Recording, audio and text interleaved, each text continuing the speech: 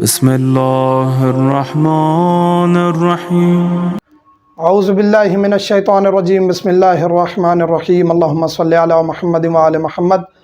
مومنین کرام، ایک چیز خاتون شکوہ کرتی ہے جو ناجائز شکوہ ہے، وہ یہ ہے کہ طلاق کا حق ہمارے پاس کیوں نہیں ہے، ہم عدالت سے طلاق کیوں نہیں لے سکتی، شوہر ہمیں تنگ کرتا ہے، طلاق نہیں دے رہا، بسا نہیں رہا۔ تو فقہ جعفریہ میں خاتون پابند ہے مرد کے تحت۔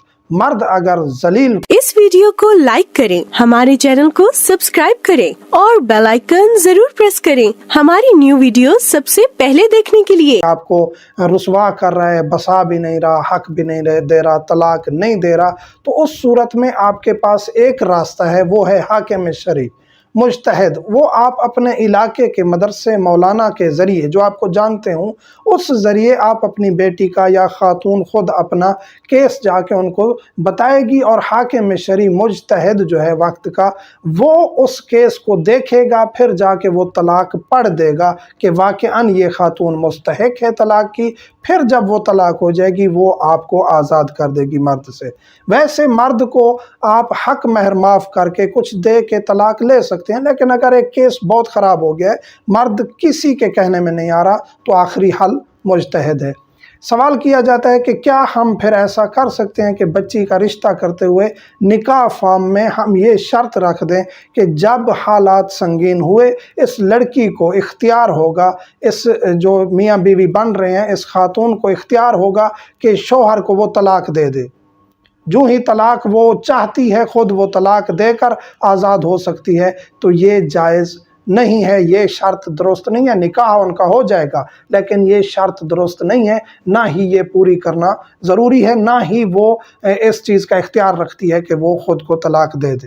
یہ شرط فضول ہے، لکھی بھی جائے گی تو اس پر عمل درآمد درست نہیں ہے۔ خاتون خود اپنے آپ کو طلاق فقہ جعفریہ میں نہیں دے سکتی۔ سولوشن وہی ہے جو ہم ڈسکس کر چکے ہیں، بتا چکے ہیں، بارہا ڈسکس کر چکے ہیں۔ تو ویسے جب نکاح ہوتا ہے میاں بیوی کا، تو احتیاطاً حفاظت کے طور پہ آپ حق مہر اتنا لکھوا لیں جو مطالبہ نہ کریں، لیکن اتنا لکھوا لیں کہ اگر کل کو آپ کو مشکل ہوتی ہے، طلاق لینا چاہتے ہیں، مسائل بن گئے ہیں، تو وہ حق مہر کے عوض میں آپ اس سے طلاق کا مطالبہ کر سکتے ہیں۔ حق مہر زیادہ ہوگا، آٹومیٹیکلی اسے مشکل ہوگی، عدالتوں میں جا کے حق مہر کی ادائیگی کرنی ہوگی۔ حق مہر زیادہ ہونے کی صورت میں پھر وہ پھنس جائے گا اور طلاق دینے پر مجبور ہو جائے گا۔ ایک راستہ ہے، یہ نہیں ہے کہ طلاق کی طرف جانے کا راستہ بتا رہے ہیں۔ خداوند کریم ہر مومن کو محفوظ رکھے، لیکن یہ حقیقت ہے، اتنے مسائل سننے پڑتے ہیں، پھر شکوہ سننا پڑتا ہے کہ جی خواتین تو رول گئی ہیں۔ ایسا نہیں ہے، یہ شریعت ہے، شریعت کا نفاذ آل محمد نے کر کے دیا ہے اور ہمیں بتایا ہے، اپنی طرف سے علماء کچھ نہیں کہتے۔ تو خاتون کے صبر کا امتحان ہوتا ہے کہ وہ کس طرح صبر کرتی ہے اگر شوہر ان کو ذلیل کریں۔ ویسے اگر ممکن ہے رشتہ سنبھالنا، واپس جانا، رشتے کو بسانا، چھوٹی چھوٹی چیزوں کو معاف کرنا، درگزر کرنا، اس کا اجر ہے اور بہت زیادہ ثواب ہے۔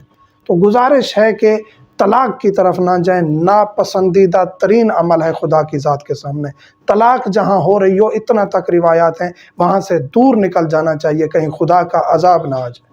تو طلاق تو آج عام ہو چکی ہے اس معاشرے میں، تو خدا نہ خواستہ اگر ایسی سچویشن بن بھی جاتی ہے تو حق مہر کے عوض طلاق لی جا سکتی ہے، یا پھر حاکم شرعی راستہ ہے۔ یہ شرط لکھوانا درست نہیں ہے کہ خاتون اپنی مرضی سے طلاق لے سکتی ہے۔ مومنین سے ملتمس ہوں، ہمیں دعاؤں میں یاد رکھا کریں۔ والحمدللہ رب العالمین۔